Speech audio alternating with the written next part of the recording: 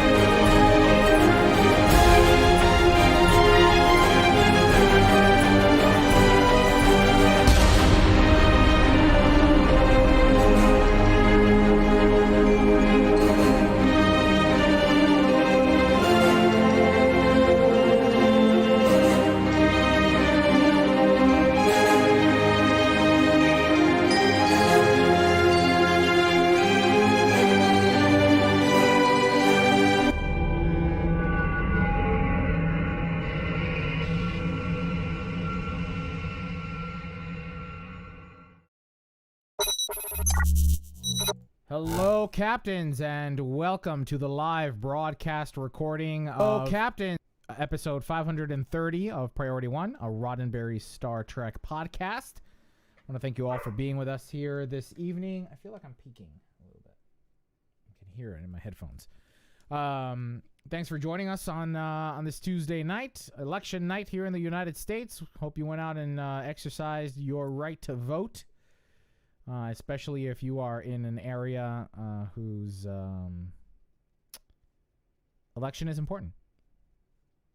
I'm looking at you, Virginia. All elections are important. Go vote. Go yes. vote. Well, it's too late now for most, unless you're in the West Coast. Yeah, so... First Tuesday in November in Australia is Melbourne Cup Day.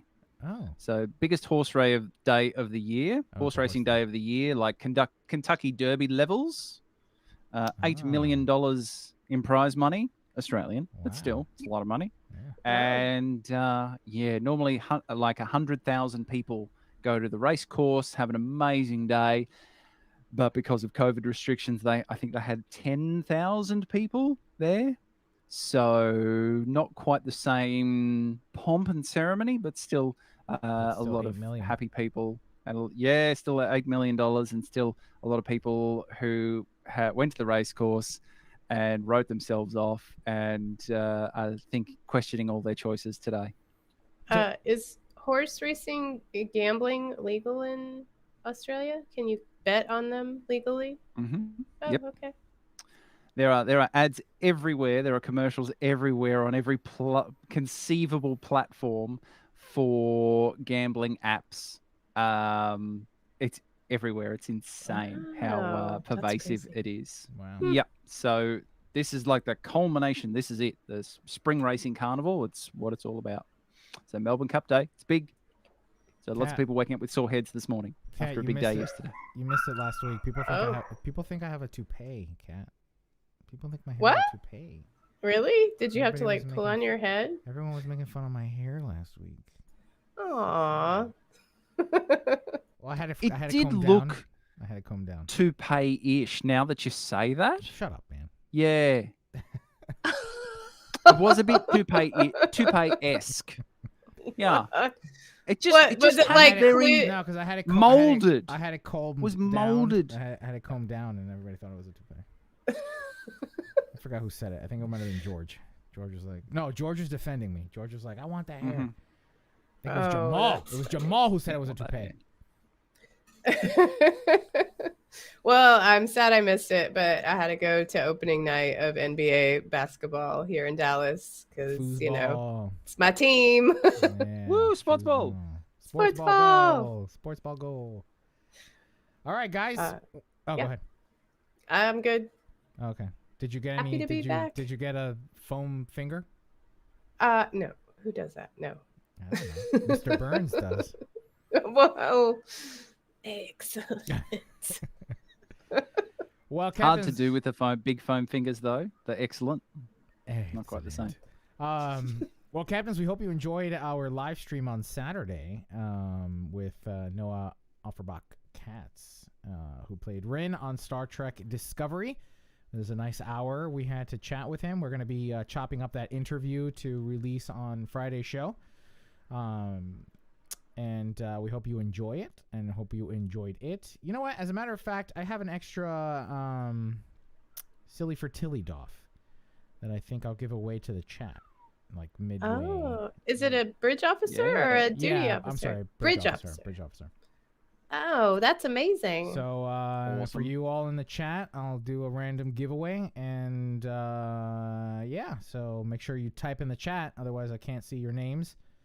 And I can't submit it to RNGesus. Also, share the show. Go live right now and say, hey, they're giving away a Silly for Tilly doff, because or boff. So go do that, or don't, because you guys want your chances of winning to be higher. But I would appreciate it if you shared it, because that helps us, and we're a podcast made of volunteers, and that goes a long way. Let's do a show, Which we'll go into shortly. which we'll go into shortly. Got a whole script and everything All that our right. volunteers have written. Kat, do you mind doing times, please? No. Thank you. All right, so we'll take it from the top. And actually, Kat, why don't you do the cold open too? Can you guys hear my dogs going bananas outside? A little If bit. not, okay. You're good. All right. Well, then, yes, I will do the open. But let me set up the time. All right. Thanks, Josh. Oh, man. Yeah, Noah was very nice. That was a He good was. time running submissions with him. I do hear the dogs. Yeah, I'm like, I don't think there's some sort of critter outside because they're all going bananas. Do you need to check So on if them y'all before want we to start? talk amongst yourselves, I'll go handle that. Yeah, go ahead. Go ahead. Go ahead. Yeah, go. Great. Now I gotta shoot the shit with this guy. Oh! Ow! Ow! Ah! Oh! What'd you That do for hurts. Halloween? Do you celebrate Halloween down there, or is just the spiders No. enough every day? That There are some people who go around trick-or-treating in Australia, but it is not. It depends on whether a community embraces it. More than likely, no. A lot they don't. So if you're into it, then the recommendation is to turn your front porch light on, have some decorations out to make sure that you're attracting the attention to go, yes, come and knock on our house. But if the lights are off and you're cowering on the couch hiding from trick-or-treaters, then no, probably don't knock on that door. So it's the supermarket chains would really like us to get embrace into the it. spirit. The amount of Halloween chocolate and lollies, which is your word for candy, is insane. Absolutely insane. And it's just not that huge. Zarian, where are you from? And hi, Tracy Lee Coco in the chat saying hello. Hey, Tracy. Where are you from, Zarian? Yeah, we didn't have any trick-or-treaters this year. Oh, Seattle, Washington. I presume no trick-or-treaters? I presume nobody goes trick-or-treating in Seattle because it's always rainy and all the makeup would just drip down. Costumes would be. Well, that's the effect you're going for. True. Wow, what great banter. Yeah, we didn't have any trick-or-treaters this year. Nor did we plan. But were you accordingly. prepared? We did. We got a little thing of single pack M&Ms that we would have tossed. But it's Never the full size guy, are you? I've never. No, I've never lived in an area that was really big on Halloween. Or a complex has been big on Halloween. But yeah, I'm eager to go to a Halloween party so that Allie and I can go as Gomez and Morticia. That's perfect. I love it. Yeah, that's great. Mm-hmm. I mean, I've gone to many a Halloween party. Probably my best was when he's a zombie. One M&M in each that bag. Was quite yes, good. Bye. Yeah. And then another one, I went as Papa Smurf. That was a rousing success, painting my beard white. Worked out rather well. Nice. So yeah, unfortunately it was in Queensland, so it was incredibly high humidity. So I was just dripping blue paint because I was sweating. Yeah. So that was fun. We take one M. Kat, what's your best ever Halloween costume? Bag. What? My best what ever has been Halloween. your best ever Halloween costume that you've dressed up as? 1 year my boyfriend and I did Poison Ivy and Lex Luthor, and that was really good. But I was a Vulcan 1 year, and that one was excellent. Nice.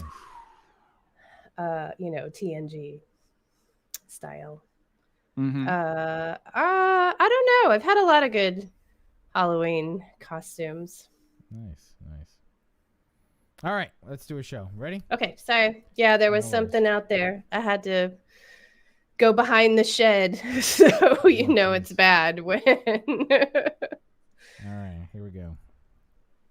So you're good. The dogs are good. Hello, Jason Smith. Hey, Let's do Jason this. Smith. What's up?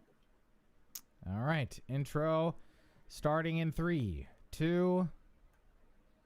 This week on episode 530 of Priority One, New Jersey settles the age-old question, which is better, Star Trek or Star Wars? Star Trek wins several awards. Star Trek Online gets some quality... Did anybody write those awards and check it out? I put it in the highlights. Okay, cool. Sorry. I'm like, dang it, sorry. You ruined my flow. Yeah, I just wanted to make sure. Mm-hmm. This week on episode 530 of Priority One, New Jersey settles the age-old question, which is better, Star Trek or Star Wars? Star Trek wins several awards. Star Trek Online gets some quality of life improvements, and we're joined by Star Trek Discovery's Noah Averbach-Katz.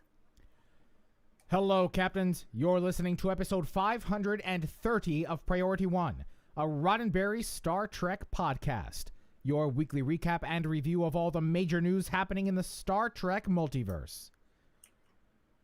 This episode was recorded on Tuesday, November 2nd, and available for download or streaming on Friday, November 5th at PriorityOnePodcast.com.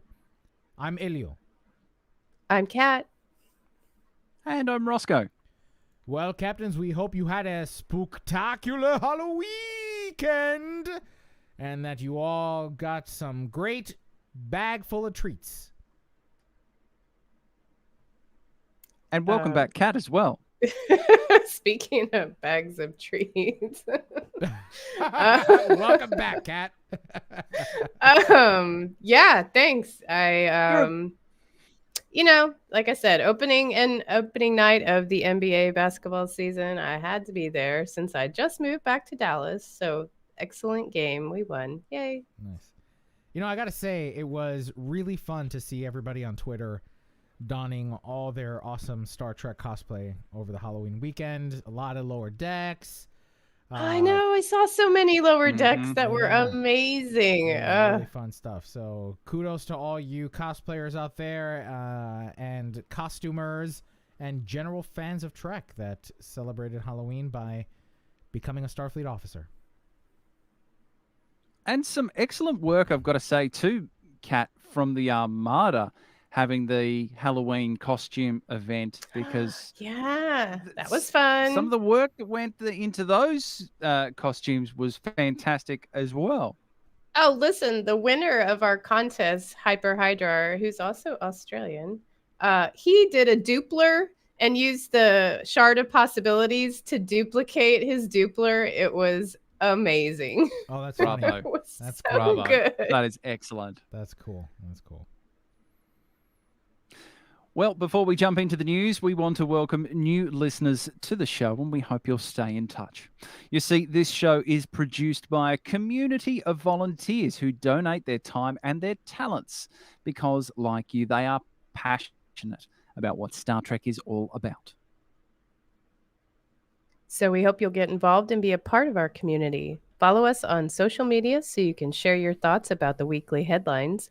Join the Armada so that you can experience Star Trek gaming with like-minded Trekkies, or consider joining the team and lending your skills and passion to producing this show. Another way you can support the podcast is by joining our Patreon family. You see, Captains, as we've already discussed, producing this show is... You see, Captains, as we already discussed, the production of this show is done entirely by volunteers, people who donate their time and their talents to the production of the show because they are passionate about Star Trek. From our audio editors all the way up to our hosts, nobody gets paid for the work they do, but with your support, we can continue to produce the quality content you've come to expect each and every week. As a matter of fact, we're currently working on bringing back our old Prelude series of shows. As a matter of fact, we're working on bringing back our old Prelude series of storytelling at the start of every show. So we're looking forward to that. And if you are too, then we ask you to consider becoming a patron over at patreon.com/priority1. There you can support the show financially from $1 a month to however much you can afford to help make sure that we can continue to produce the show each and every week. And we try to incentivize contributions by offering things like an extra show.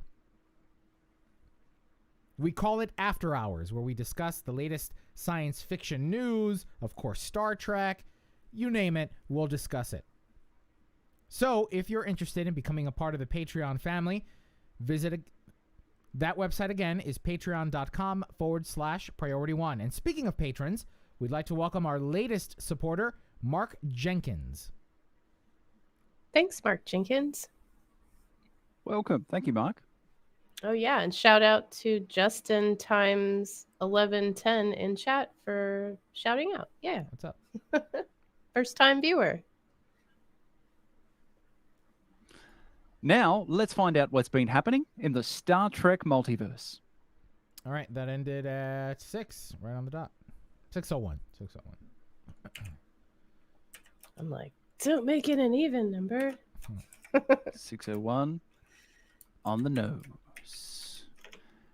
What up, Jakey? Oh, is that your Hey, Jake. breakfast? How you doing, man? DJ voice? Hmm? The Mine. on the nose, yeah. Oh. Jakey, did you hear me talk up On your the nose. preludes? Yeah. Now I said it out loud. Yeah. Now it has to happen. Yeah, I think he was You acknowledging. put it in a podcast, man. Yeah, I think You he made was. it. That's it. Now we got. You made it canon. All Okay. right. I'll read this one. This first one. Sounds And good. Whoever wants to take the second one, they're welcome to. You guys ready? Mm-hmm. 7 on the dot. Mhm. Let's do it. 3, 2. As we record this episode of our show, it's election night in the United States for several important political positions throughout the country. One contest, however, rises above the rest here in my home, the Garden State. The question, which is better, Star Wars or Star Trek? Well, a recent poll conducted by Rutgers Eagleton attempted to give us an answer. Led by Ashley Koenig. Led by Ashley Koenig, assistant research professor and director of the Eagleton Center for Public Interest Polling at Rutgers University, New Brunswick, the school took to Twitter and Facebook to poll New Jerseyans on the issue. The results? Well, they were disappointed. Oh, shit. The results? Well, they were disappointing, and I'm embarrassed for my state. According to the poll, Star Trek lost by double digits against Star Wars, with 41% for Wars versus 16% for Trek among 18 to 34-year-olds. No accounting for taste or education. But as the ages start to rise, the gaps begin to close. But that's not where this ends. New Jersey news media website NJ.com put together a debate featuring Democratic U.S. Senator Cory Booker, Representative Tom Malinowski, District 7...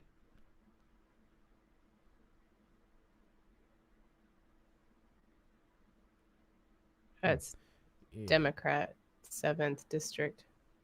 Oh, because he's from the Democratic 7th District. Yeah. All right. Blah, blah, blah. But that's not where this ends.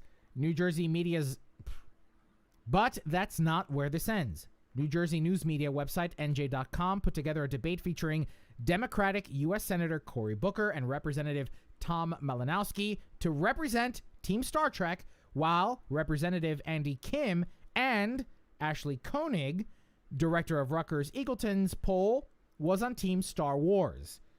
Now, the debate is a little over 24 minutes long, but it really is a delightfully lighthearted discussion about how both franchises can be applicable to current political topics. So I encourage you to check it out. Links, of course, will be in our show notes. I love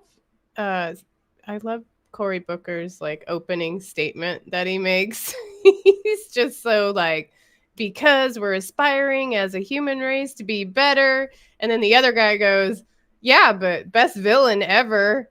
Right. So you're just wow, that's your comparison? That's what you lead with? Cory Booker's all, we're so optimistic, and yeah, human race that wants to attain to be better. And then this other guy, we got Vader. So there's a lot of this that I appreciate. One is that, and then on top of that, Cory Booker's showing off his Star Trek action figures and his mug and all that jazz. He keeps so awesome. Bringing it into the camera frame. But at its core, what I like about this is that, yes, this was all lighthearted and fun discussion, and the polls. What do New Jerseyans know? I say that as a New Jerseyan, so no angry letters. But what I particularly liked about it is that you won't get angry letters in Jersey. They'll just shout at you in the street, and you know it. Fair enough. What I liked about it your problem? Is that this is really the point of entertainment, right? Entertainment, or rather, what the point of good entertainment, right? It is designed, or is supposed to be, in some way, shape, or form, informative and educational, right? That's some of the best entertainment, some of the best theater, film is a allegory for what's going on in the world. And so even in their lighthearted commentary and banter back and forth and jabs at each other, they really are talking about some important issues. They're bringing up, okay, let's talk about foreign policy. Let's talk about, defense. Let's talk about, the politics and socioeconomic relationship that is always happening, right? And so it's just, again, fun and lighthearted, but at its core, really what good science fiction is always going to be about, right? Is a reflection of our current state. So, yeah, I thought this was really fun.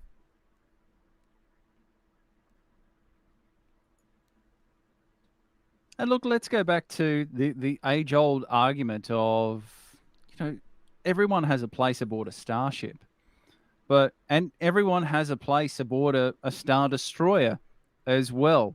And a place aboard the Death Star. I mean, when they're building that Death Star, let's talk about all the laborers and contractors that were killed when they were building that second Death Star. Representative Kim was there's like, a lot of dudes on contract. Okay. Representative Kim was like, well, if we build it again, we won't have those flaws. We won't have those flaws. Build it better is what we're taking on the policy. Build it better. There we go. There's your plug. Planet size next time. Yeah, let's do that. Mm-hmm. Ken, why don't you take this next one? All right. Can Star Trek 4 compete and succeed? That's the question that Scott Mendelson of Forbes.com posed in an opinion piece about the franchise.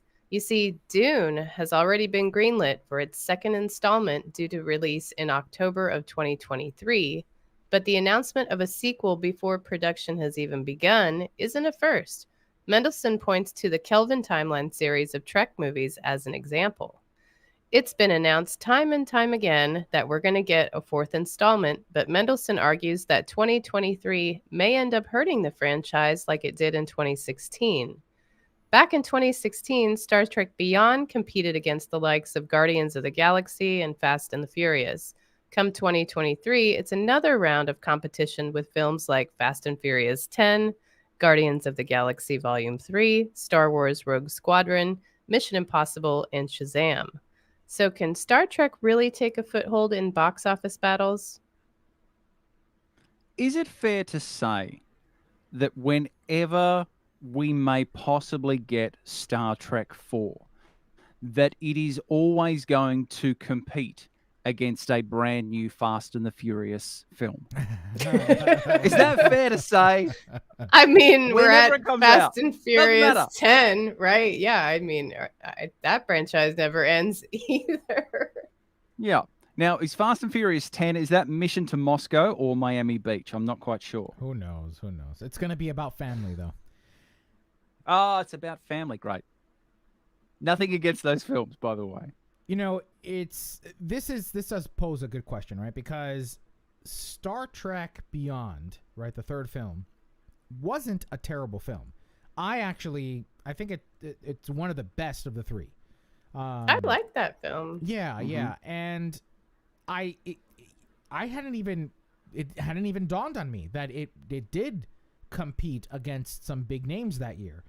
So if 2023 is going to be so jam-packed in an already oversaturated science fiction market, why try to do another film, right? Star Trek tends to lend itself best. Star Trek lends itself best to television, right? And long-format television. So should Paramount Plus just put those dollars into producing and improving the television series rather than trying to have a box office foothold? I mean, also, let's not forget that theater's struggling, right? To getting people back into the cinema post-COVID, when companies like HBO Max and Disney are doing simultaneous releases. Most people just want to stay home, right? Going to the theater is expensive. So what do you think? Should Paramount Plus really be spending the millions of dollars it takes to put on a big budget science fiction film? Maybe an explanation is they're reading the tea leaves a little bit when it comes to just Star Trek in the zeitgeist in general, because we've got a brand new entrant now in Star Trek Prodigy, which is leading us into the new season of Star Trek Discovery. From there we get Picard. From there we get Strange New Worlds. So we're building up to a whole lot of brand new Star Trek on our television screens. So there's this excitement, there's this fan base that's growing and growing and growing, potentially with all of these new seasons and new series. So maybe they're banking on the fan base growing to a point where October 2023 is a great spot to go, let's get the new fan base that we've developed, as well as the old fan base who enjoy seeing Star Trek on a big screen, and bring them together. And hopefully we're at a point where we can all go to the cinema. And that's the right time in terms of the overall brand. It's all building to that. And that's a great point, to have something on a cinema screen as opposed to a television screen. What do you guys think? I think they're always trying to maximize their footprint, for the franchise. So I don't think, movies are ever off the table, but I don't know that they should worry so much about competing, because like what you said, Elio, like I didn't notice that Star Trek Beyond was competing against other stuff, at the time. But then as a fan, you're going to go see it. But would that even appeal to a wider audience, I guess, is the question. So maybe they want to build on the momentum of the new shows. I'll be honest. Because it's not so much the wired-on fans, the rusted-on fans that we are. Let's be honest. If and when a new Star Trek movie comes out, we're going to go and see it. Right. And then if there's a brand new Guardians of the Galaxy movie, you know what? I'm probably going to go and see that too. We're going to go and see that. We're not the fan base they're trying to win over. It's the bringing newer fans and the people who go, oh, okay, well, I just saw this debate and it had Star Wars versus Star Trek, and I've just watched this video that's turned up in my feed, and that speaker had me convinced I'm going to go and watch this new Star Trek movie. That could be the thing that gets a person over the line, to bring in new people and get those cheeks in the seats. I think that what Star Trek needs to do, what Paramount Plus needs to do with Star Trek, is a reverse Marvel, where the Marvel franchise began with the cinematic universe, right, all the way back from Spider-Man to Iron Man and whatnot, and then from that success now has the Loki series, WandaVision, the What If series. I think Star Trek can put itself on a trajectory that starts in the small screen via streaming service, to then build the audience that then can do what they did with TNG, right? A feature film, because it was established. And now that crew that people have fallen in love with will now has that feature film. So the $170 million that go into producing a blockbuster sci-fi summer flick, I think could be better allocated to creating and emulating what Marvel's doing. That What If series on Marvel blew my mind in its execution. Blew my mind. Again, I can't stress this enough. I don't think I've ever picked up a single Marvel comic in my life. I think I tried starting reading Civil War, and I never finished it. Contrarily, I'm questioning our friend. Contrarily, I have read a lot of DC comics, right? I'm a DC fan. I'm a DC fan. Okay, go on. So, and yet, the Marvel Cinematic Universe, has me. I am assimilated by it. I really am. That aside, though, let's just look at What If. What If was a short form stories that were not interconnected at first, and ended the season spectacularly. From the animation style to the colors to the voice acting to the story, I was completely taken into this universe. So I would love, for example, short treks, right? Let's start doing the short treks again, but let's have a plan, right? Let's think 10 steps ahead than being reactionary. And Paramount, I've said this time and again over the years, Paramount and what was Viacom CBS, and before that just CBS, always seemed to be reactionary with Star Trek. Oh, Star Wars is doing it? All right, well, now we got to do this with Star Trek. Yes, be reactionary now, but let's have some foresight. Let's say, okay, Marvel's doing this. All right, how can we improve on it instead of just a carbon copy? what if could work so well in the Star Trek multiverse, right? Star Trek is now a multiverse, really. It really just is what boils down to it, right? If they're going to emulate Marvel, do it, but think ahead. Don't be reactionary. Plan a year from now. Plan 2 years from now. Plan 3 years from now. Plan 10 years from now, and have that built up. That's where I want that money to go to, instead of a fourth Kelvin film. That just won't do well in the box office. It won't. Not if it's competing against. We've got a lot of live action Star Wars. Funny you We've got say a lot that. of live action Star Trek series, either airing or in production. No, you're fine. You jump in, Kat. No. There's a delay, Roscoe. We're starting to get a delay. Yeah, it's a bit of a significant Okay, well delay. that sucks. I was segueing into the next story, but you were making a point about what we were just saying. Cool. Yeah, so we have a wealth of Star Trek live action TV series in the world right now, either in production or heading towards actually being on our screens. So I'm going to go way back into the Priority One podcast archives and pull out a suggestion from a previous host. And there's the possibility there with all of the live action TV series and the potential for Star Trek 4 to build up to a Star Trek Avengers style film. Bring it all together. I don't want that kind Bring of it copy. all together. I don't want that kind of copy. Temporal war. It's the temporal wars. Bring it all together. All the timelines. All the multiverses. Nope. No, it's thank the you. perfect. It's there. It's just sitting there. That sounds Thanks, but no thanks. terrible. Thanks, but no thanks. I don't mind some kind of a temporal thing to fix the idea that they're all in a different multiverse. I don't necessarily mind that, but I don't need, we have to bring Picard, we have to bring Janeway, we have to bring Mariner together. I don't think Star Trek in its current form lends itself necessarily to that. Like, could you see Mariner working with Picard?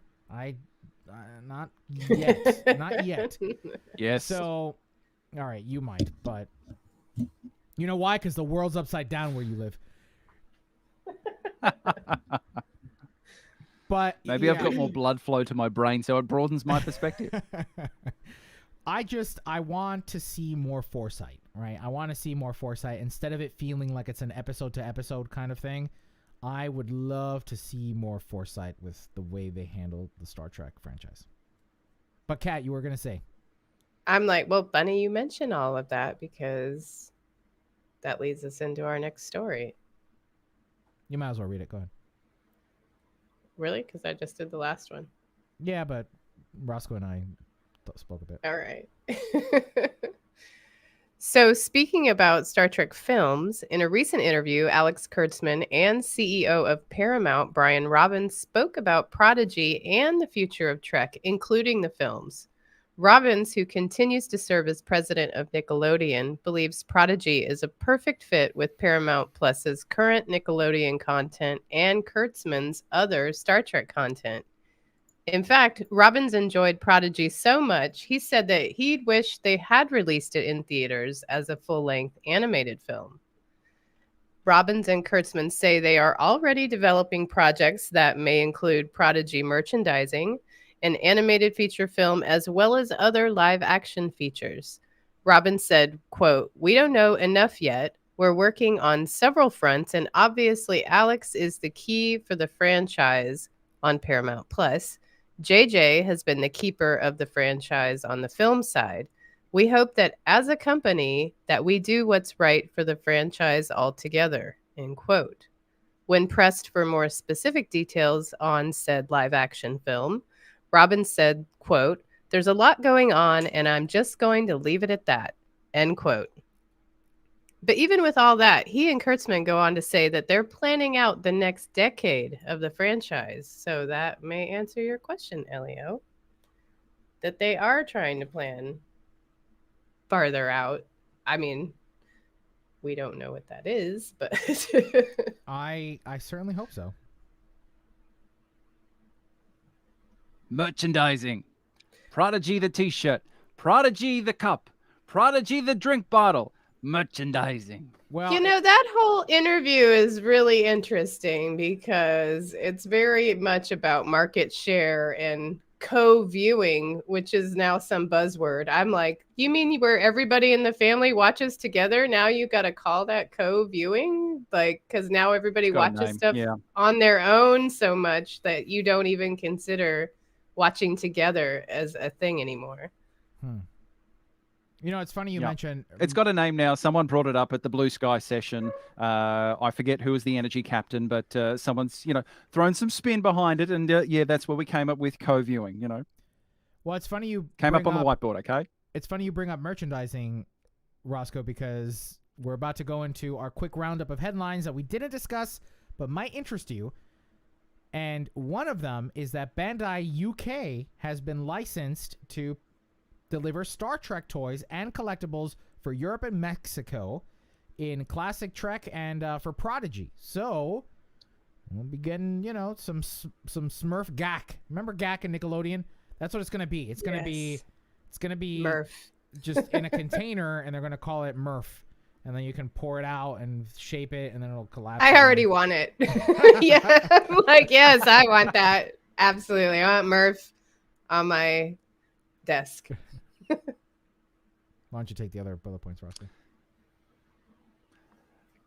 And a few of the other headlines include, according to Industry Trade Paper Production Weekly, Star Trek Strange New Worlds has already been renewed for... That was a weird that's segue. old. No, this is new. This is new. This is new. Oh. That was a weird segue. You want to try it again? Okay. I will try it again. You can drop according. Okay. In other headlines, Industry Trade Paper Production Weekly is reporting that Star Trek Strange New Worlds has already been renewed for a second season and will begin production in February of 2022. Also, Star Trek Discovery was shown some love at the 46th Annual Saturn Awards. The show won Best Science Fiction Television Series, and Doug Jones won for Best Supporting Actor in a Television Series. For a full list of all the award winners, check out our show notes. Go ahead and sweep us out, Cap. Well, Captains, that's all the news we have to check out this week. Now let's find out what happened in the world of Star Trek gaming. 3025, please. 3025.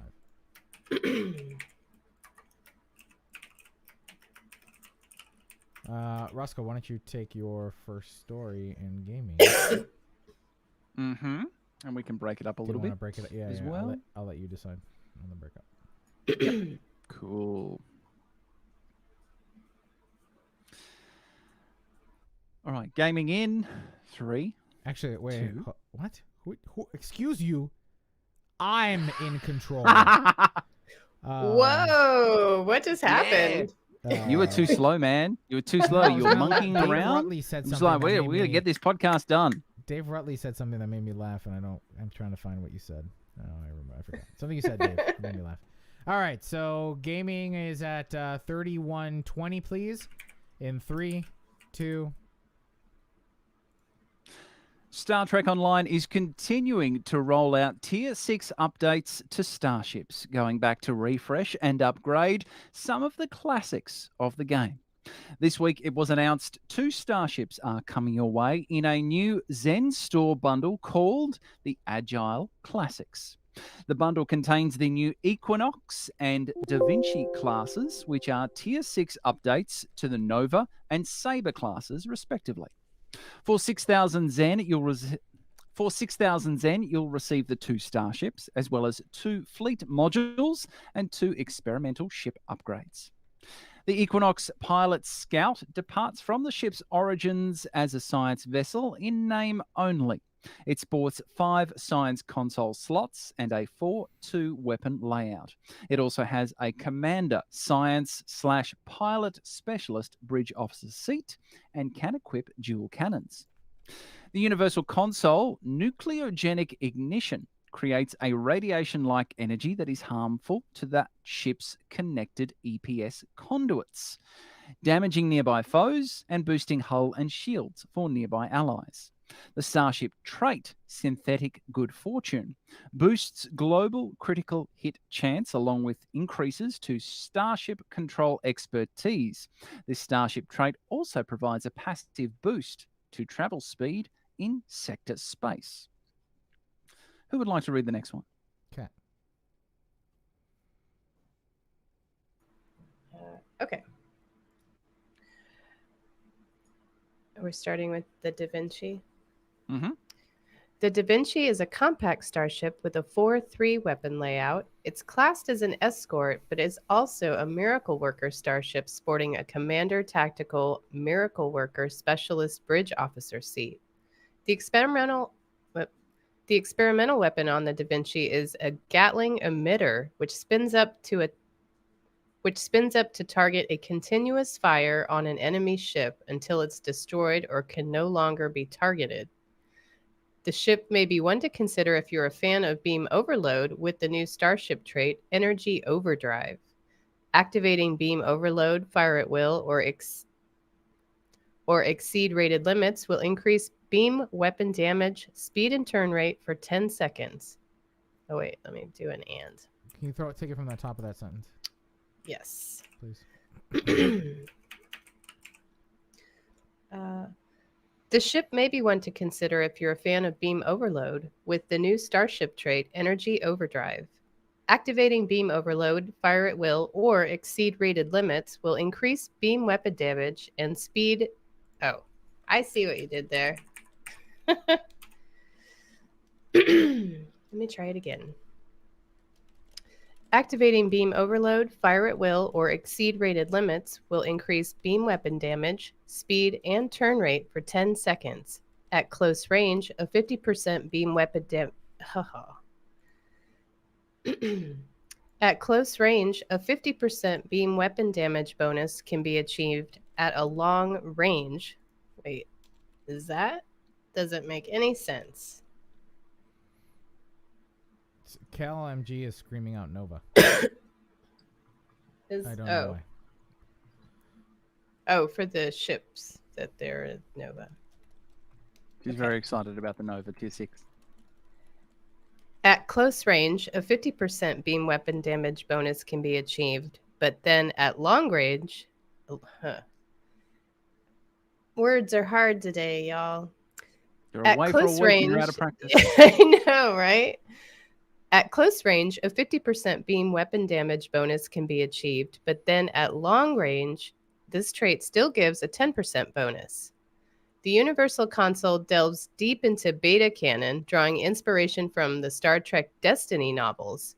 In the novels Lost Souls, the USS Da Vinci, a Sabre-class starship crewed by the Starfleet Corps of Engineers, saves the planet Troyes. Troyes? Is that how you say that? I think Troyes? Troyes? Yeah. Okay. Well, anyway. Montalban. Shut up. In the novel Lost Souls, the USS Da Vinci, a Sabre-class starship crewed by the Starfleet Corps of Engineers, saves the planet Troyes from a Borg invasion by making the planet disappear. The Universal Console Troyes Protocol causes the starship to shunt additional power to weapon systems before activating a cloak-like effect, with a quick boost of hull and shield regeneration. Very cool. I really like the look of both of these ships. The Sabre is one that I will usually use if I have a new tactical captain that I'm slowly building up because it's good fun. It's nice and it's compact. It's got lots of variations as well that are a little bit different from your usual Starfleet style ship. but the new Tier 6 version really looks like a Nintendo 64 controller. That is my only takeaway from this. I keep looking at the ship and I like it, but it looks like a Nintendo 64 controller. Well, I mean, I love new ships, and anything that is small and quick and has some new abilities. A Miracle Worker escort style ship, yeah, I want to try that. Star Trek is unique in that ships are characters, right? They take on a persona, right? And they are almost as important as any of the crew. Star Trek Online does a phenomenal job of bringing those ships to life, right? And introducing new ones and reimagining them and reconfiguring them. But there have been a lot of ships on sale. A lot. And when was the last content storyline mission that was released? When was that? Before the summer event? Right. It's been a while. It's been a long while. And then on top of that, we also now just have a flash sale happening, which will be over by the time the show airs to the public, for 30% off of research and development packs and duty officer packs.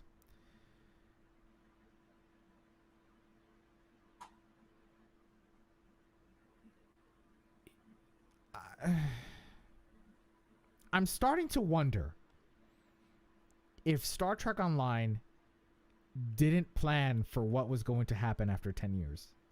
Like, did they think, gee, I don't know that this MMO is how it would, because I mean, for an MMO to last 10 years is there are few that can say that.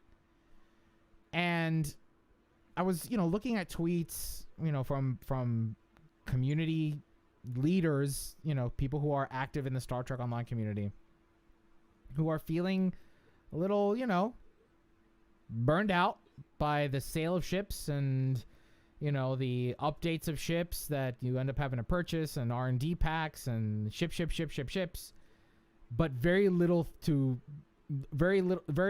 new content to play those ships with, To be fair, we did get some new content recently with the new Mirror storyline with Admiral Lita taking on us on an adventure with the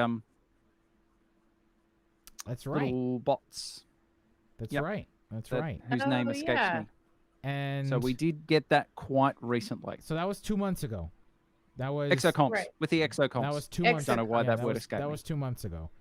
I was reading an interesting article about World of Warcraft. They were interviewing, I think, one of the executive producers, and they were, of course, addressing a lot of the scandal, right, and a lot of the need for Blizzard and Activision to step up, right, and fix the atrocities that it's done to its team members, especially women. And in that conversation, of course, we're talking about the game itself. There's a new patch coming out in World of Warcraft.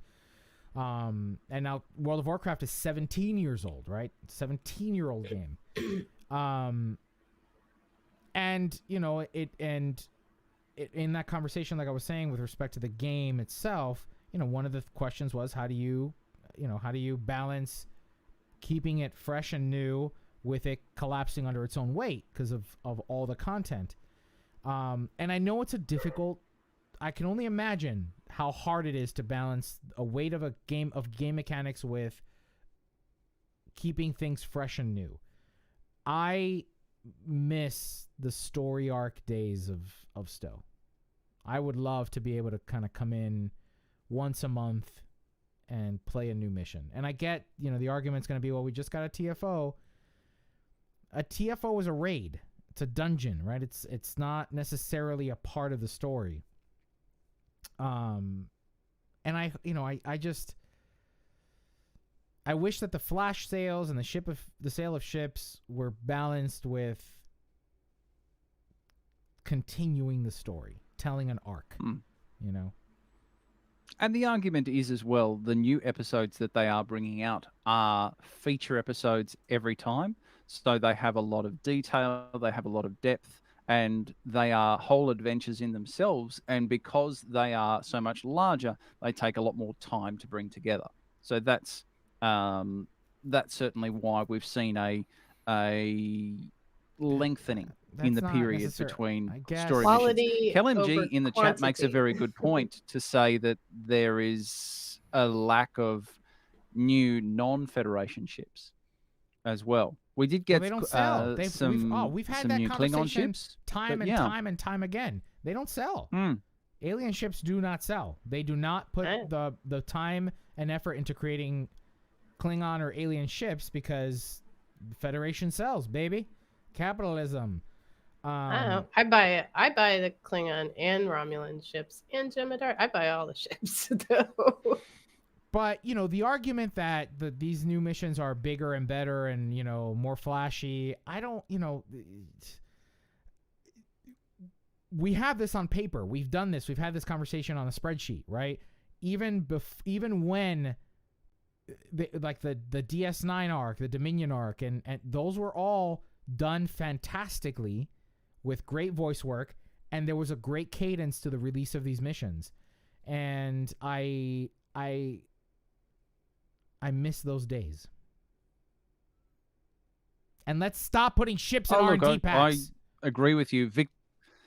Victory is Life was one of the best expansions in the game. It was something that really just sucked me in fully, not just into the gameplay, but into the story as well. And it was mostly, a lot of it had to do with the voice cast and working so hard on bringing back so many of the cast from Deep Space Nine. It sucked me in. It was the just quadrant. Great. Absolutely magnificent.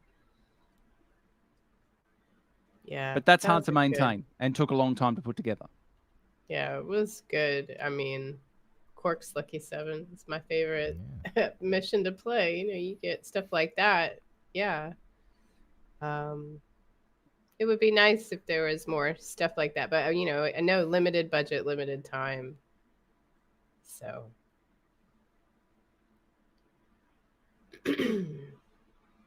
I had a rant. Anybody else can continue to read.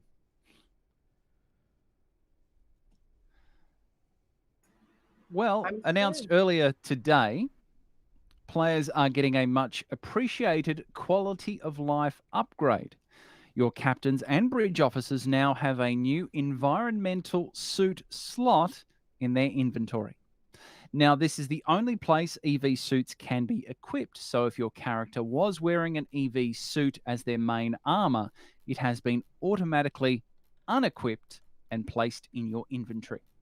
Just place the suit in the new spot to have access to it. You'll be able to switch between your standard armor and the EV suit at any time, choosing which stats, passives, set bonuses, and other effects you use. Also, your EV suit automatically equips itself when you enter a hostile environment. If you do not have an EV suit equipped, then a default one will activate. However, this default suit has no stats, so you will likely wish to equip a new suit in the new slot. While you're in a hazardous area, you will be unable to manually deactivate the EV suit, but now you will also be able to activate and deactivate the lights on your suit as well. Awesome. This is exciting. I hope this means they're going to specialize more inventories areas. Like maybe we could get a pets area if you can have an EV suit area. It's awesome. It's great. It's really clever. Makes sense. And it's one less thing I have to click and open the inventory and do that. You can just set up your character and go play the game. Well, it's not very clear how to actually equip an EV suit in the first place. So I'm really glad they've done this, because when I started playing, I'm like, why do I keep dying on Nukara? Like, how do I turn this thing on? Mm-hmm. Why do I keep catching fire? Come on. I know. I'm like, why just dying? I have to put a suit on. It doesn't work. So I think a lot of people have that problem too. So this solves that problem. All right, folks. Or do we have any other? Nope. Is there any Armada news, Kat? No. All right. I mean, we already had our costume contest, so yeah. Other than our normal events, Thursdays and Saturdays. All right. So, all right, go ahead and wrap us out, Kat. Well, that wraps up gaming news this week. Now are we doing hailing frequencies? No, we're doing, now let's look on screen.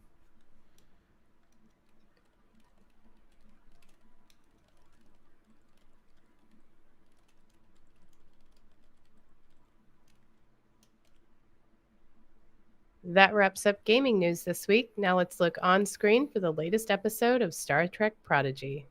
Okay, that ended at 48:17. And I'm going to do another giveaway. If you're in the chat, we're going to do a Tilly Boff. Boff. This is my Joy-Z coming through. Hashtag silly for Tilly. Everybody, all right, Roscoe, pick a trivia question. What? Good morning. Think of a trivia question. A trivia question. Okay. Tilly related? Sure. Doesn't have to be. But Okay. if you want to make it that hard for yourself. It is making it hard for myself. Okay. I will make it less hard for myself. What was the novel series that was referenced earlier in this episode of Priority One podcast? What was what? What was the Star Trek novel series that was referenced earlier in this episode of the Priority One podcast? I even read it and I can't remember.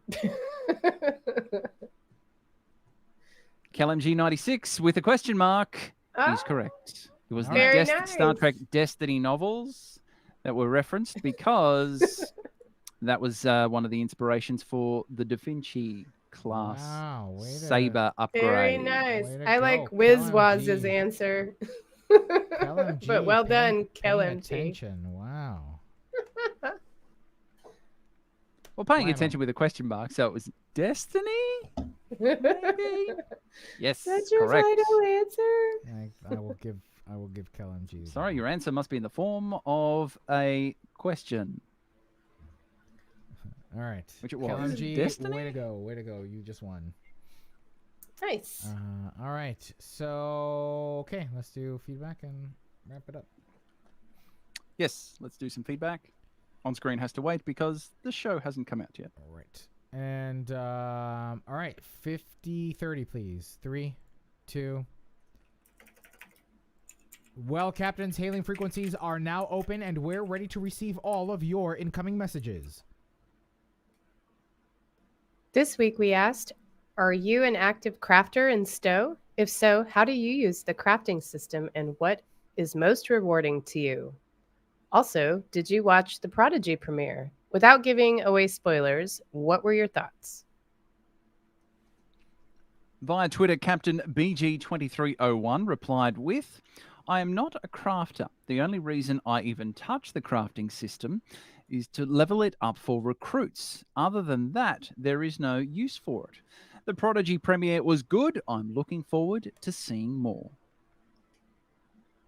Via Twitter, Jason Smith replied with, I was an active crafter when it...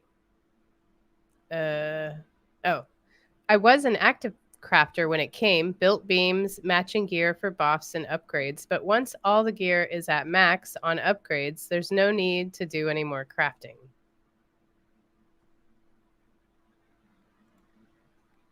Oh, am I still going? Yeah, go ahead. Anyone else want to read this? No, oh, you can okay. go ahead. Go ahead. Via Twitter, MindGames96 replied with, I want the Prodigy sword and big gun in STO.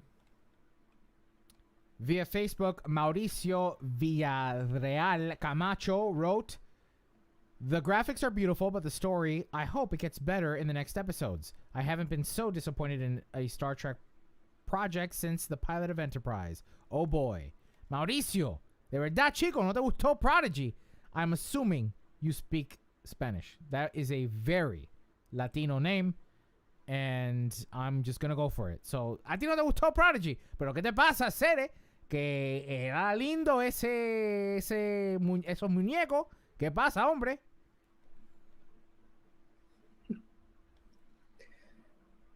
Jamal Taylor, also on Facebook, wrote, "Love the Prodigy premiere. Hope without having to save everything in existence is a nice change of pace and a great counterpart to Lower Decks. Great visuals, music, and cast. Looking forward to watching this. Love being able to say that about 2 Trek shows again." And David Collins, also on Facebook, said, "I haven't crafted anything in Stowe for a while, unless you count the endless bonus research XP projects. Mark II very rare crafted gear is great for selling on the exchange when I've got the lobes." Well, that wraps up episode 530 of Priority One, a Roddenberry Star Trek podcast. But there are more great shows available to you on the Roddenberry Podcast Network. Just visit podcasts.roddenberry.com for a complete list. Then be sure to subscribe to them all and share them with your friends. And we can't forget to send a special thanks to some of our... Mauricio's in the chat. You scared the bejesus out of me. Sorry, he's from Mexico. All right. Did you hear what I just said to you, Mauricio? Did you hear my message to you? We just read your feedback. All right, I'm sorry. And we can't forget to send a special thanks to some of our Patreon supporters like David K. Rutley, Peter Archibald, and Gerald Bosch. Captains, it's important to us that you get your voice heard and that you participate in the conversation. Leave us a comment or a voice message on our website at PriorityOnePodcast.com, on our Facebook page at Facebook.com/PriorityOnePodcast, or find us on Twitter and Instagram at PriorityOnePod. And to our friends and fans that listen to us on Facebook, we've added our podcast to the new Facebook feature that allows you to get your podcasts directly through the app. So be sure to set your notifications on and follow our page on Facebook so that on Fridays when we publish the show, you can listen to it right from Facebook as you're doom scrolling. Nice. And if you're still craving more, be sure to spend time with Winters, Anthony, Thomas, Gray, me, plus the rest of the Priority One Armada. Saturday nights, the Armada broadcasts live to review the latest news from Star Trek Online and the Armada community, including spotlighting some of our amazing members. With regular giveaways, there's something for all Star Trek Online players, whether you're new or a veteran. Follow us on all our social media accounts for broadcast times, and if you'd like to join the Armada, visit PriorityOneArmada.com. This episode of Priority One is brought to you by our patrons through Patreon.com. Captains, this entire production is built by volunteers, and with your help, we can continue to produce the quality content you've come to expect each and every week, and find ways of improving the show for you. So, if you have a $1 to spare a month,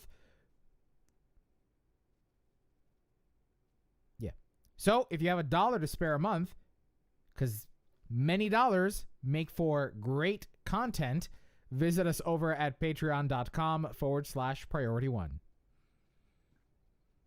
And don't forget to tune in to the fine folk at Priority One Productions' Guard Frequency podcast at guardfrequency.com. Each episode, The Guard will take you inside the universe of your favourite space sims, including a tabletop adventure played out by your hosts. And Heroes Rise brings you up to date with the world of Dungeons and Dragons. Learn all about the latest publications, tools, tips, tricks, and traps in less time than it takes to skin a wyvern. Head over to heroesrisepodcast.com to discover their secrets. Crap. Give me a second.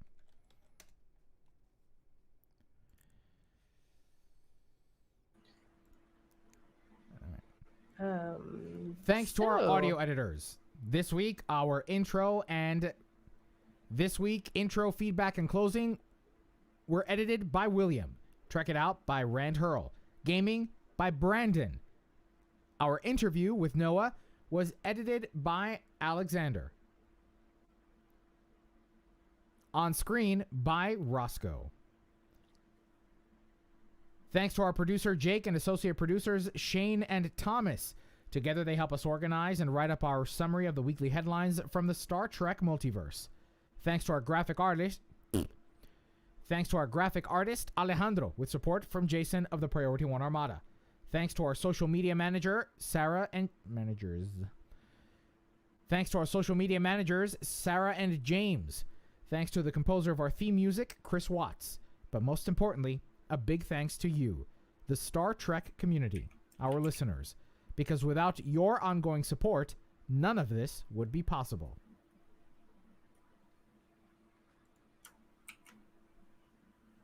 Alrighty. Just none of it. None of it would be possible at all. None of it. Without you being in the chat, without you watching on whatever platform you're watching on.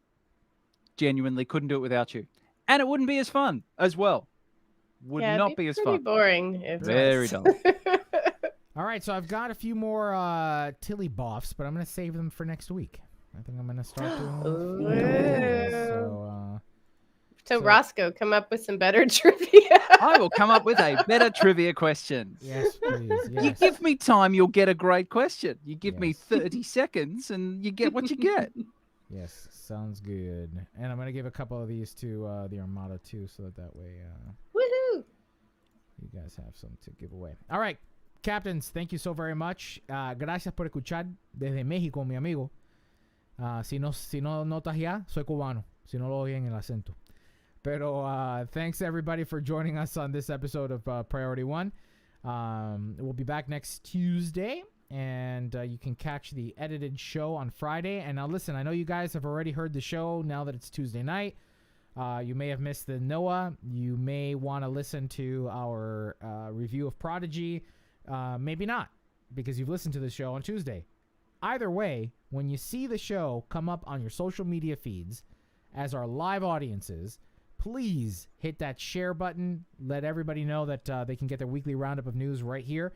That goes a long way, too. I know that, you may not have the funds to contribute to our Patreon page. Times are tough. I totally understand that. But a share, especially on the Friday shows when it hits your social media, that goes a real long way. So for those of you in the chat, please make sure that keep an eye on our social media channels and then hit that share button. Not just the like too, but share it as well. Until then, I hope you guys have a good rest of the week. And have a great week.